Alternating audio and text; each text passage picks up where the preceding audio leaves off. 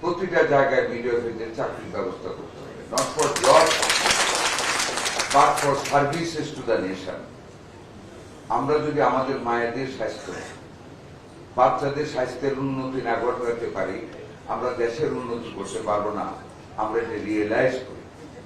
কাজেই মায়েদের স্বাস্থ্য এবং বাচ্চাদের স্বাস্থ্যের উন্নতি ব্যতীত একটা সুষম সমৃদ্ধশীল অর্থনীতি গড়ে তোলা যাবে না।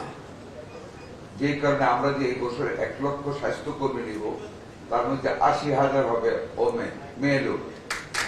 এই 80,000-এর মধ্যে সবচেয়ে বেশি নেওয়া হবে আমাদের মিডওয়াইফারি, যাতে করে আমরা বাংলাদেশের প্রত্যেকটা জায়গায় মিডওয়াইফদের আমরা সার্ভিস দিতে পারি জনস্বার্থে। আপনারা জেনে খুশি হবেন, এর মধ্যে আমরা ইনস্ট্রাকশন দিয়েছি আগামী শনিবারের মধ্যে বাংলাদেশের সকল ক্লিনিকগুলিতে লেবার রুম প্রতিষ্ঠিত করতে হবে।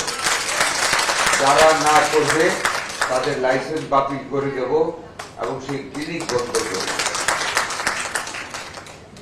আজকে অফিসে গিয়ে আমরা আবার একটা মিটিং কল করব। আমরা সকল প্রাইভেট ক্লিনিকে মিডওয়াইফারি নিয়োগের কাজ বাধ্যতামূলক করব, যাতে করে আমাদের মায়েদেরকে নর্মাল ডেলিভারিতে উদ্বুদ্ধ করা যায়, যাতে করে আমাদের মিডওয়াইফাররা গ্রামে যারা যেখানে বাড়ি থাকবে, স্থানীয় থাকবে, মায়েদেরকে কাউন্সিলিং করা যায়। আমাদের মায়েরা ভীতির কারণে, জীবন রক্ষার কারণে দালালদের কথা শুনে, এমন ভাবে ভয় দেখানো হয় এখানে কোনো অল্টারনেটিভ থাকে না, চিন্তা করা কোন রকম বিকল্প থাকে না। এর হাত থেকে এই জাতিকে আমাদের রক্ষা করতে হবে। আপনারা একটা অ্যাসোসিয়েশন ফর্ম করেছেন, ভেরি গুড অফ ইট।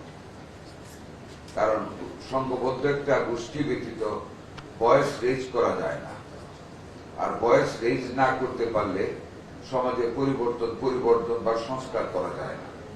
পরিবর্তন বা সংস্কার ব্যতীত পৃথিবীতে কোন রাষ্ট্র তার কাঙ্ক্ষিত লক্ষ্যেও পৌঁছতে পারে না। যেমন ধরুন, আজকে আমাদের মাননীয় প্রধানমন্ত্রী কত সংস্কার করতেছে। একটা উদাহরণ দিই,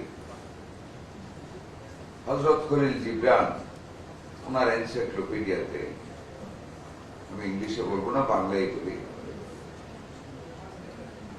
একটা লেখা লিখেছে খুব সুন্দর, যে আমরা তো সবসময় নেই, নিতে আমরা এসে বোধ করি, আমরা শুধু নিতেই জানি, দিতে জানি না। কেউ তারপর দুটো হাতকে এইভাবে একত্রিত করে ছবি দিয়েছে বইয়ের মধ্যে, যে এই দুটো হাতের গ্যাপটা লাগিয়ে ফেলে। হ্যান্ডস অফ কোঅপারেশন, গিভিং করতে শিখেন, দেন দিয়ে যান।